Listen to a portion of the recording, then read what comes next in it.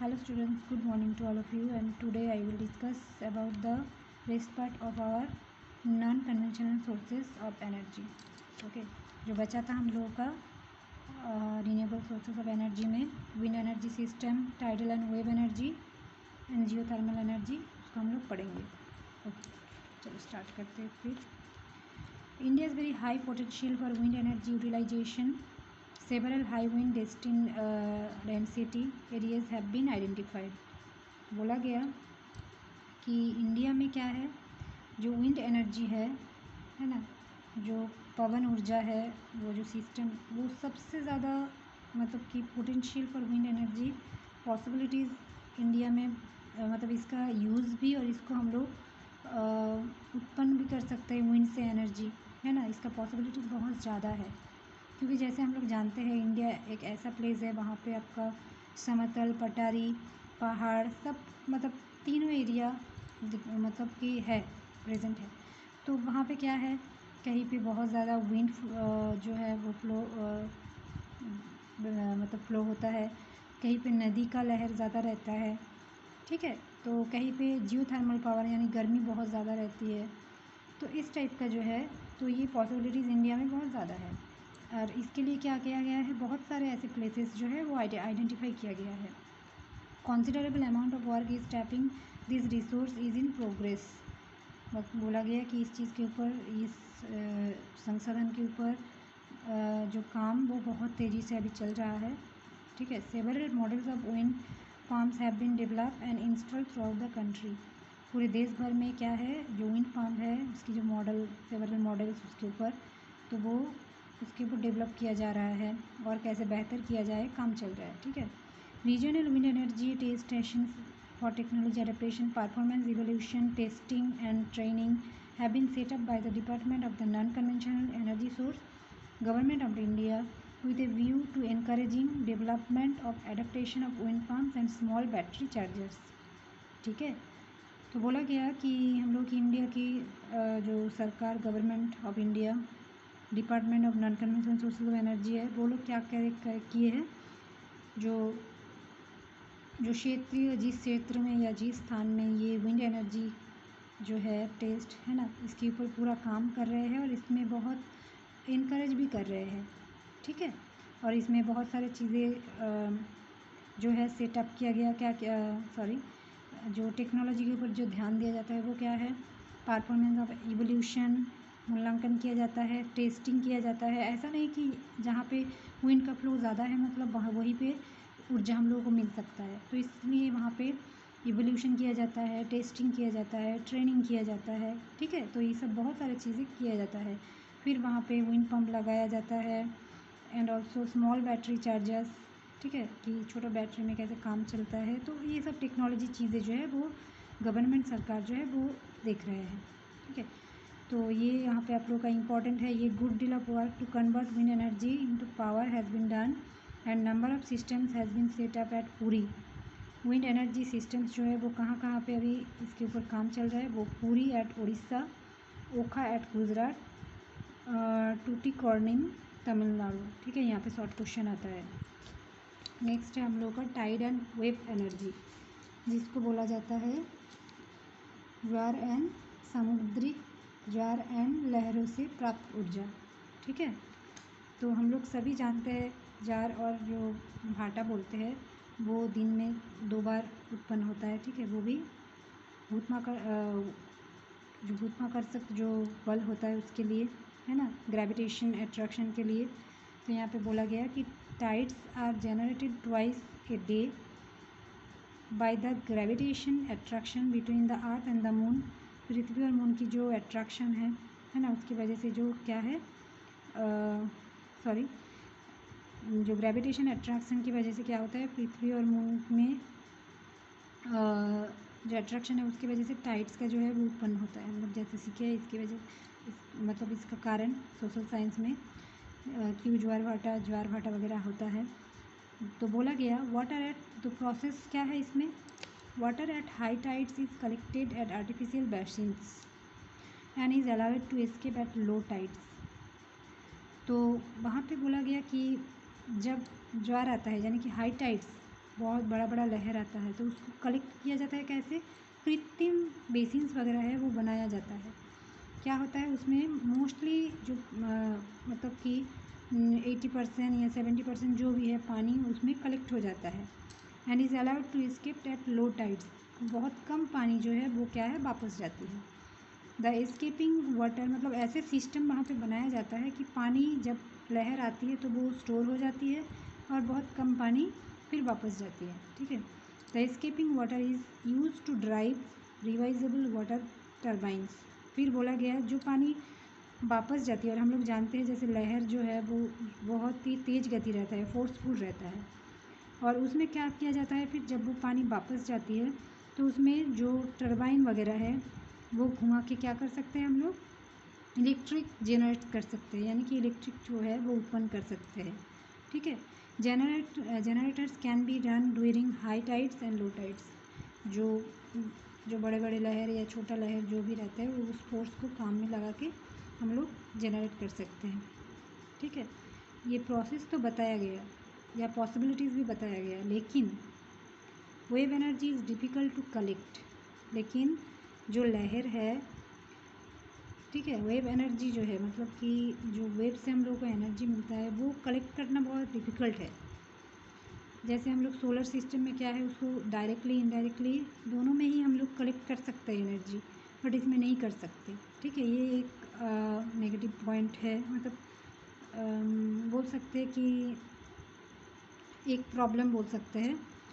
फिर क्या है, बिकॉज ऑफ फ्लक्चुएशंस है ना, उतार चढ़ाव रहता है।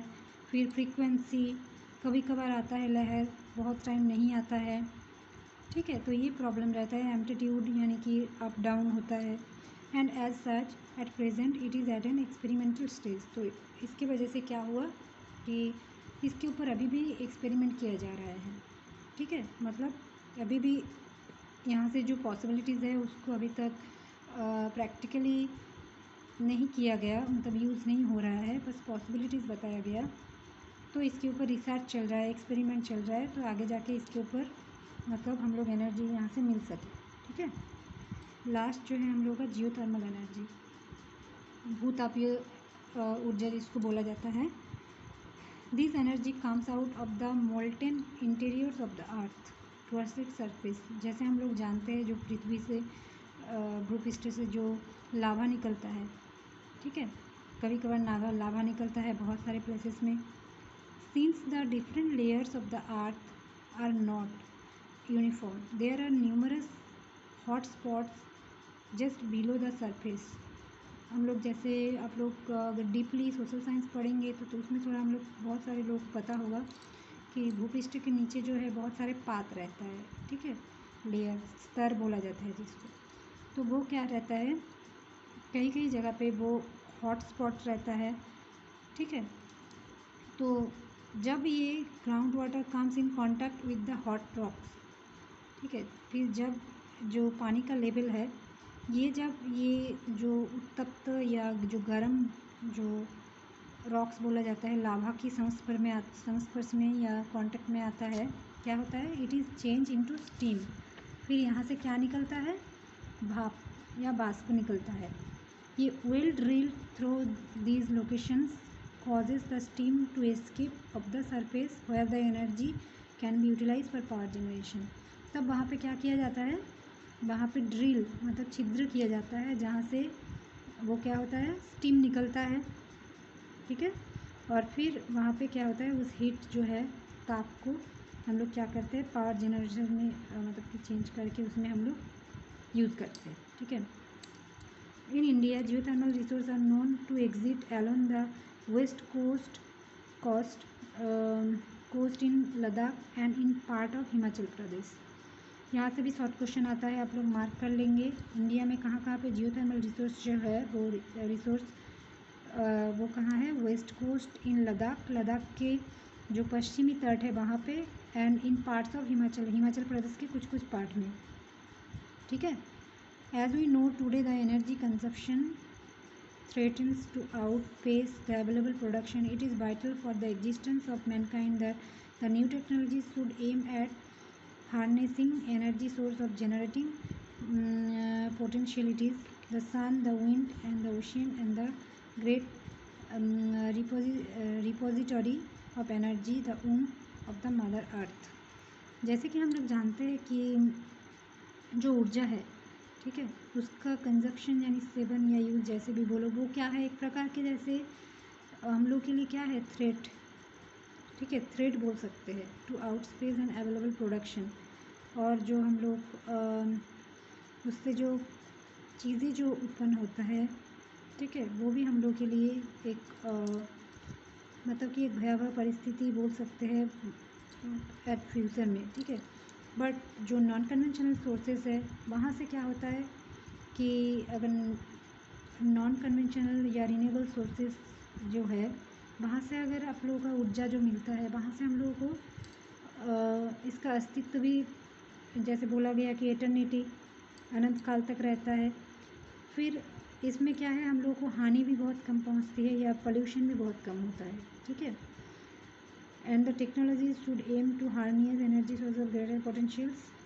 तो इसीलिए हम लोग क्या करेंगे, किस चीज़ के ऊपर, कौन सी एनर्जी के ऊपर ज़्यादा जोर देंगे, वो सन, द विंड, है ना, और क्या बोला गया, एंड द ओशियन, है ना, and the greater repository of the energy, जो स्टोरेज प्लेस है of energy, the womb of the earth, mother earth, ठीक है। मतलब मोस्टली बोला गया कि नॉन कन्वेंशनल जो सोर्स है एनर्जी, सोर्सेस ऑफ एनर्जी, उसके ऊपर ज़्यादा हम लोग मतलब ध्यान देना चाहिए फॉर फ्यूचर के लिए, ठीक है। तो इसका हम लोग देख लेंगे वर्ड मीनिंग, जैसे मैं बताती हूँ आप लोगों को वर्ड मीनिंग। आप लोगों का वर्ड मीनिंग से क्वेश्चन आता है तो आप लोग वीडियो पॉज करके इसको देख लेंगे। मे बी ये आप लोगों का आज लास्ट वीडियो है, ठीक है। आप लोग वर्ड मीनिंग नोट कर ले।